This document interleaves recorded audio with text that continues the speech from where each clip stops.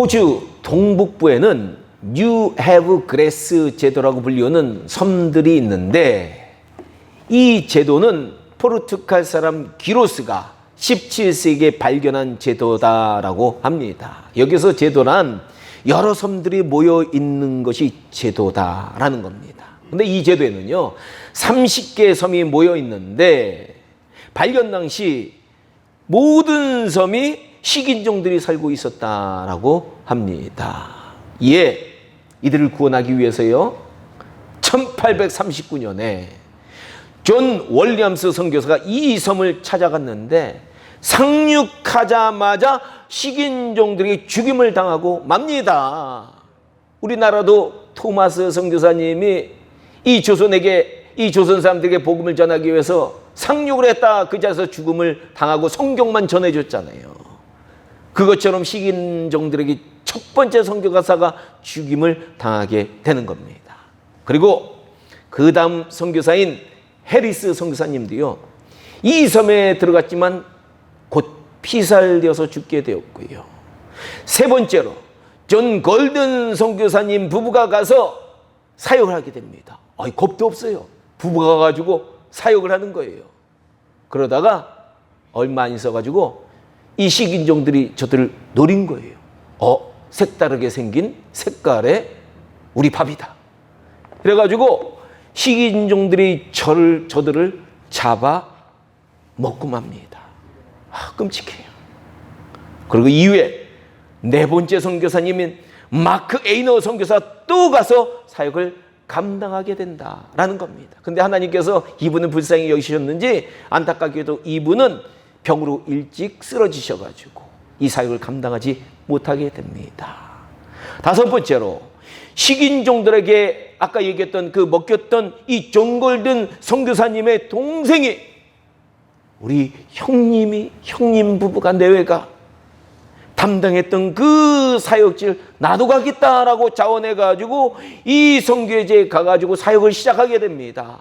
그동안 여러 선교사님들이 그 피를 뿌렸기 때문에 그래도 영적 토양이 점점 형성되기 시작해서 몇 명씩 예수님을 믿기 시작한 겁니다. 그래서 그곳에 가가지고요 원주민 말로 성경을 번역하기 시작을 해서 이제 성경을 사도행전 7장까지 번역하기 시작했는데, 그때 한 토인이 급한 환자가 생겼으니 밖으로 빨리 나와달라고 얘기를 하는 겁니다. 그래서 이 선교사님이 문을 열고 나갔는데 문을 열자마자 토인들의 독기에 맞아서 죽고 말았다라는 겁니다. 참 헛된 것 같죠? 여러분 이렇게 보면 헛된 것 같죠? 근데 하나님은 이 순교자의 피의 역사를 일으키신다는 거 아셔야 돼요.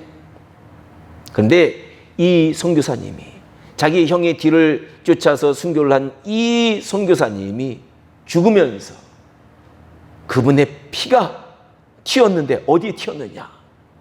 바로 그분이 번역하고 있었던 성경 원고지에 튀었는데, 하나님께서 역사하셔가지고 스데반 집사가 순교하면서 유대인들을 위해서 기도했던 그 기도, 주여 이 죄를 그들에게 돌리지 마옵소서, 주여 이 죄를 그들에게 돌리지 마옵소서라는 사도행전의 말씀에 바로 피가 적시게 되었다라는 겁니다. 그래서 나중에 이 선교사님이 돌아가시고 난 후에 사람들 보니까요 너무 은혜로운 사건이에요. 이거 분명히 하나님께서 역사하신 거예요. 그래서 이 성경 번역 초안을 지금까지 박물관에 보관하고 있다라고 합니다. 근데 이렇게 하나님의 사역은 여기서 멈추는 것이 아니다라는 거예요.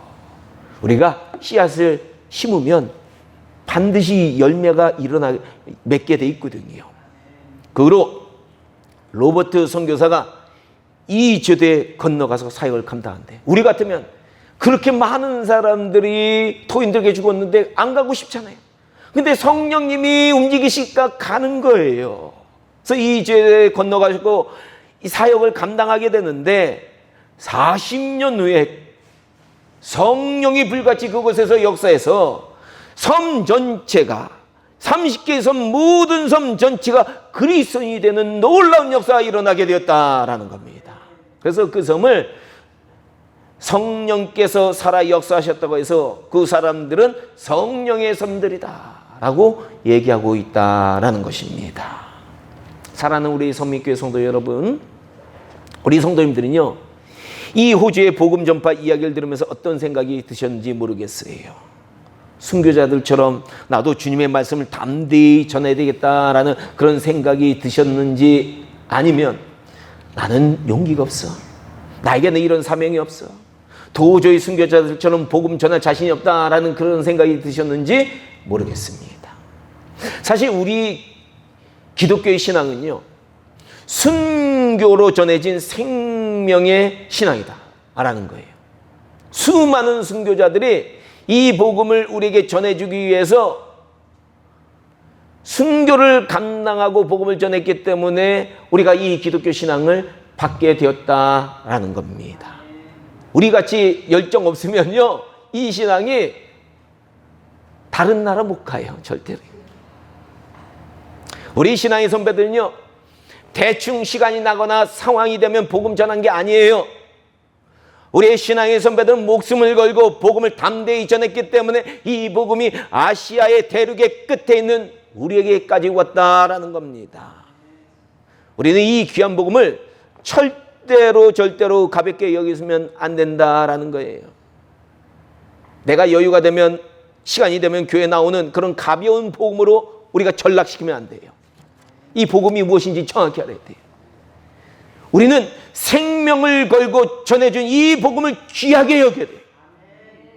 그리고 우리도 우리 신앙의 선배들처럼 이 복음을 죽어가는 세상 많은 사람들에게 담대하게 나눠줘야 된다라는 겁니다. 그러려면 우리가 주님이 어떤 분인지 직접 깊이 만나야 돼요. 안 만나고는 이게 안 되더라고요. 과연 우리 성도님들은 지금 우리가 소유한 이 복음이 귀하게 여겨지고 다른 분들에게 담대히 전하기를 원하고 계신지 모르겠습니다. 이런 열정이 막 일어나야 돼요.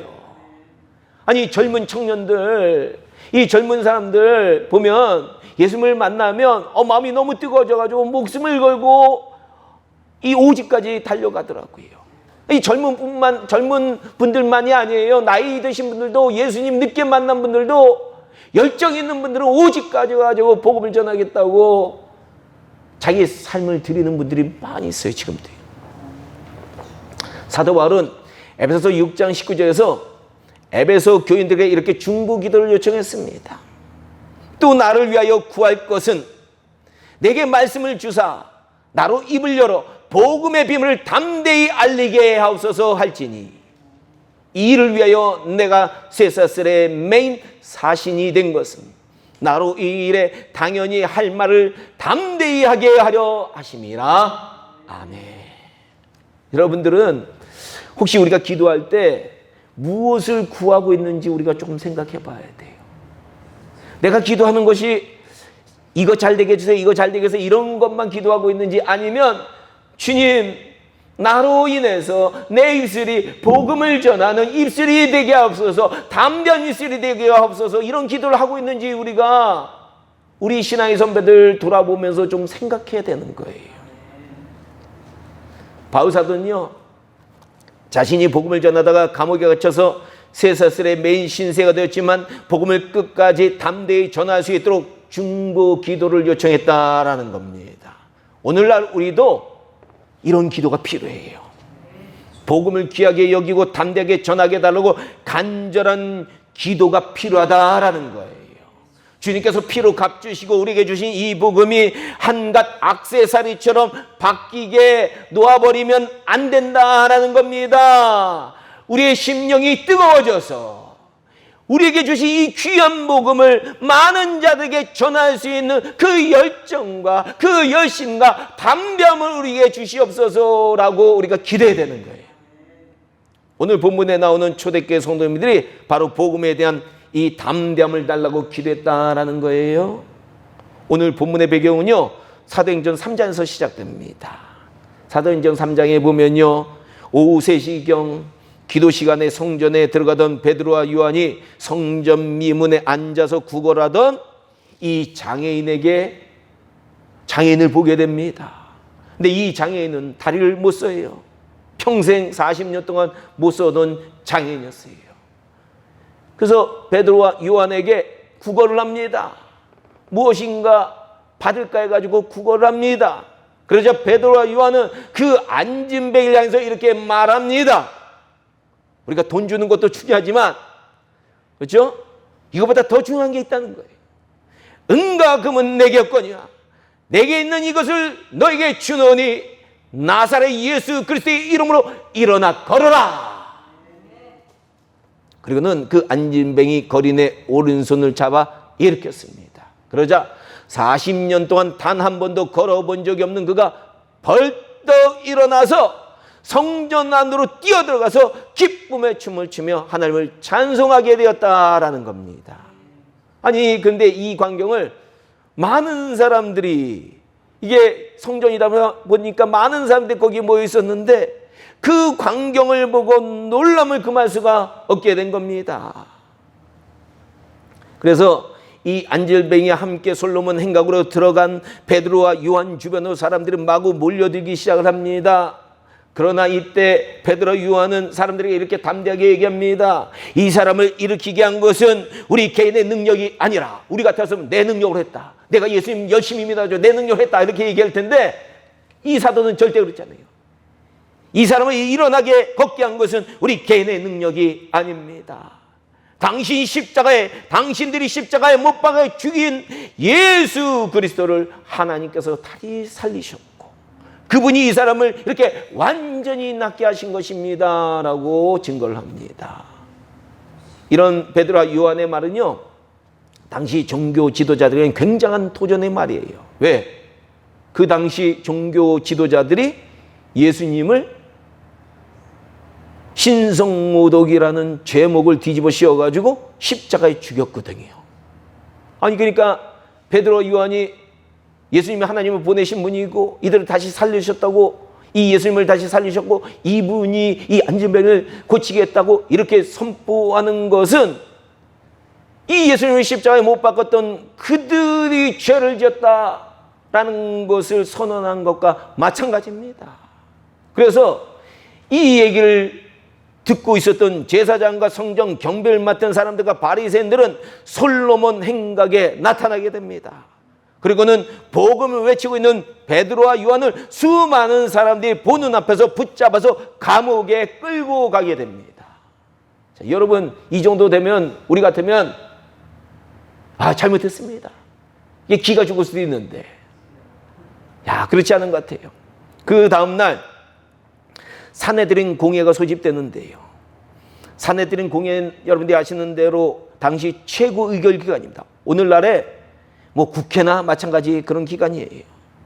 그래서 예수님을 십자가에 처형하도록 결정한 종교 지도자들이 바로 이 산헤드린 공회 멤버들이었는데요. 그들의 눈에는 많은 사람들 앞에서 십자가에 못 박은 예수님을 하나님께서 보내신 분이고 그분이 다시 살아나셨다고 말하는 베드로와 요한은 결코 가만히 놔둘 수 없는 존재다라는 겁니다. 더군다나 베드로 요한이요, 산헤드린 공회에 끌려왔는데도 조금도 두려워하거나 흔들리지 않고 다시금 예수 그리스도의 복음을 전한다라는 겁니다. 너희가 십자가에 못 박은 예수를 하나님께서 다시 살리셨고 이분을 통해서만이 천하 만민이 구원을 받을 수 있다라고 예수님에 대해서 그들에게 또 증거하는 겁니다. 산헤드린 공회에 모인 사람들은요, 이 이야기를 듣고 화가 난 거예요. 하지만 베드로 요한을 어찌할 수가 없는 겁니다. 그 이유는요, 베드로 요한 옆에 누가 있어요? 40년 평생 안진뱅이로 살아있었던 사람이 일어나가지고 걷게 된 사람이 그 옆에 있는 거예요. 하나님의 능력이 나타난 거예요. 그리고 이런 사실이 온 예루살렘의 수많은 사람들 사이에 퍼져가지고 모두 알게 되었다라는 겁니다. 그러니 산헤드린 공회원들도 안진뱅이를 낫겠다고, 이 불구자를 낫겠다고 베드로와 요한을 벌내릴 수가 없는 거예요. 그래서 어쩔 수 없이 그들은 베드로와 요한에게 엄중하게 경고를 내립니다. 다시는 예수의 이름으로 말하지도 말고 가르치지도 말라라고 경고를 합니다. 하지만 성령의 불을 받은 예수님의 이 두 제자들은 그런 경고를 받아들이지 않았습니다. 그들은 산헤드린 공의 앞에서 분명히 이렇게 선언합니다. 하나님 앞에서 너희 말을 듣는 것이 옳은지 하나님의 말을 듣는 것이 옳은지 판단하라. 우리는 우리가 보고 들은 것을 말하지 않을 수 없다. 아멘. 이렇게 단호히 말한 겁니다. 그러자 산헤드린 공회는요, 베드로와 요한을 협박을 합니다. 그리고 풀어줍니다. 이 어떤 협박을 했는지 성경에는 안 나오는데 아마 너희 계속 이렇게 얌전하지 않으면 예수처럼 너희의 스승 예수처럼 죽을 수 있다. 이렇게 협박했을 거예요. 이에 풀려난 두 사도는 곧바로 성도들이 모여있는 곳으로 갔습니다. 그리고 자신들이 당한 모든 이야기를 그들에게 해줍니다. 심지어 산헤드린 공회가 자신들을 협박했다는 그 사실까지 얘기해 줍니다. 오늘 본문은 그런 두 사도들의 증언을 듣고 거기에 모인 모든 성도들이 하나님께 간절히 기도하는 장면을 기록하고 있는 거예요. 간절히 기도하는 거예요. 무엇을 두고 간절히 기도하는지. 그 기도의 중심의 내용이 오늘 본문 29절과 30절에 나오는 거예요. 이렇게 나옵니다. 주여, 이제도 그들의 위협함을 굽어 보시옵고 또 종들로 하여금 담대히 하나님의 말씀을 전하게 하여 주시오며 손을 내밀어 병을 낫게 하옵시고 표적과 기사가 거룩한 종 예수의 이름으로 이루어지게 하옵소서. 아멘. 기도 내용이 분명해요. 어떤 위협을 당하더라도 복음 전파를 멈추지 않고 계속할 수 있도록 도와달라고 하나님께 기도한 겁니다. 우리 같으면요, 하나님 앞에 하나님 우리 무서워요. 제발 이런 어려움 피하게 해주세요. 이렇게 기도했을 텐데 이들은 그렇지 않은 거예요. 담대하게 이런 어려움이 있더라도 담대하게 복음을 전할 수 있게 해달라고 기도를 한 겁니다. 그런데 그렇게 기도를 했더니만요, 어떤 역사가 일어났느냐.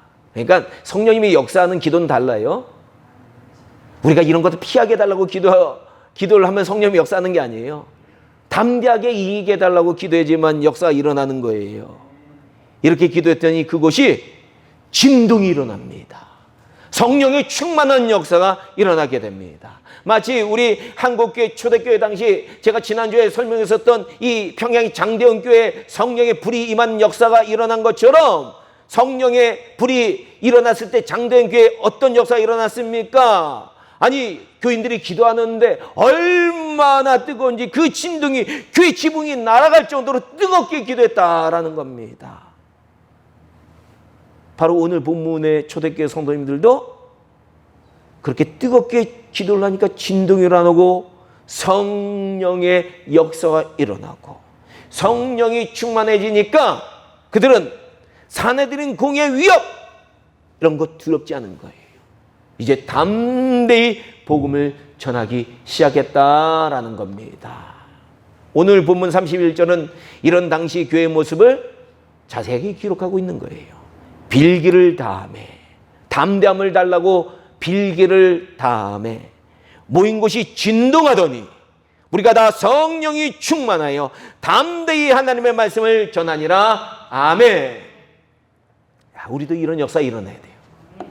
우리 성민교회도 이런 역사가 일어나야 됩니다. 바로 오늘 본문 이후에요, 사도행전에 이제 사도행전이라는 이 성경을 살펴보면요, 초대교회 성도들은 이런 기도 이후에 담대함을 갖고 두려워하는 것이 아니라 뒤로 물러가는 것이 아니라 여러 위협과 핍박에도 불구하고 담대히 복음을 전했다라고 기록한 것이 사도행전이에요. 그들은 사도들이 모두 다시 잡혀갑니다. 또 산헤드린 공의 위협을 받았음에도 불구하고 담대히 복음을 전해요. 또 스데반 집사가 유대인들에게 돌을 맞아 죽으면서도 복음을 담대히 전하고요. 아니, 두 번째 경고했는데도 말을 안 들으니까 여러 사도들을 잡아가지고 죽입니다. 사도들이 순교를 당하면서도 그들의 복음을 담대히 증거하고요. 여기서도 멈추지 않으니까 예루살렘의 모든 성도들을 핍박을 합니다. 그래서 예루살렘에서 도망치는데 이들이 도망하면서도 담대히 복음을 이곳저곳에서 전하는 거예요. 그리고 바알사도와 그와 함께한 전도자들은 수많은 핍박과 복음을 위협하는 어려움 속에서도 담대히 복음을 전했다는 이야기들로 가득 찬 것이 바로 사도행전의 말씀이다라는 겁니다. 야, 이 사도행전이 어떤 말씀인지 우리가 알고 좀 읽어야 돼요. 담대히 복음을 전했구나라는 것을 기록하고 있는 것이 사도행전의 말씀입니다. 그러므로 오늘날 보니까요, 많은 사람들이 복음을 담대히 전하지 못해요. 이런 시대에 우리가 읽어야 되는 성경이 무엇이냐? 바로 사도행전의 말씀이에요. 이 사도행전의 말씀을 우리가 읽고요, 영적 도전을 좀 받아야 됩니다. 그리고 이렇게 목숨을 걸어가면서 담대히 복음을 전한 신앙의 선배들에게 감사하고요, 우리도 이제 분발해야 됩니다. 분발해야 돼요. 복음 전하지 않고 게을르게 있던 우리들이 다시 이제는 허리띠 졸려 매야 돼요. 그리고 기도해야 돼요. 하나님, 우리의 힘으로는요, 이 복음 전한 자가 우리가 안 돼요. 주님, 성령님께서 충만히 임하시고 우리에게 담담을 주셔서 우리가 복음을 열심히 전할 수 있는 자들로 변화되도록 주님 역사해 주시옵소서. 그렇게 간절히 기도해야 됩니다. 그러면 성령님께서 반드시 응답해 주세요. 오늘 본문에 나온 초대교회 성도들도 이것을 간절히 기도하니까 성령이 진동하고 충만히 임해서 저들이 담대히 복음 전하는 자들로 바뀐 것처럼 우리도 이제 기도해야 됩니다. 이제 우리가 기도해야 될 것이 무엇이냐? 성령의 충만함을 달라고, 우리 자신이 변화되어서 복음을 열심히 증거하는 복음의 증인들이 되게 해달라고, 우리가 담담을 갖고 복음을 증거하게 해달라고 기도해야 됩니다. 우리 초대교회 성도들은 얼마나 복음을 담대히 증거했는지 몰라요? 그런데 지금은 많은 사람들이 복음 증거하는 것을 부끄러워하고 있다라는 겁니다. 아니, 전도지를 가지고 전도지를 나눠주러 같이 가자 그러면 많은 사람들이, 지금 사람들은요, 부끄러워서 주질 못해요. 손이 안 뻗어지는 그런 시대가 된 거예요. 초대교회 성도들은 칼을 들이밀고 전도하지 마, 감옥에 가두고 전도하지 마, 그래도 그들은 목숨을 걸고 복음을 전하고 전도를 했는데, 오늘날 우리들은 이런 열심과 열정과 담담이 사라졌다라는 겁니다. 오늘 말씀을 통해서 우리가 한번 우리의 신앙을 돌아봐야 될 줄 믿습니다. 어떻게 될까요? 그냥 이대로 그냥 교회만 왔다 갔다 하면서 신앙생활을 해야 될까요? 아니에요. 이제는 하나님께 기도하세요. 우리가 변화되어서 복음 증거하는, 담대히 복음을 증거하는 교회로 변화되게 해달라고 우리가 기도해야 됩니다. 그리고 실제로 그렇게 기도하다 보면 주님께서 역사하셔서 우리를 정말로 복음 증거하는 자들로, 담대히 복음 증거하는 자들로 바꿔주실 줄로 믿습니다. 저와 여러분들은 속히 성령께서 이런 역사로 변화시켜 주시기를 바라면서 함께 열심히 이제 오늘부터는 기도해 나가시를 주님의 이름으로 축원합니다.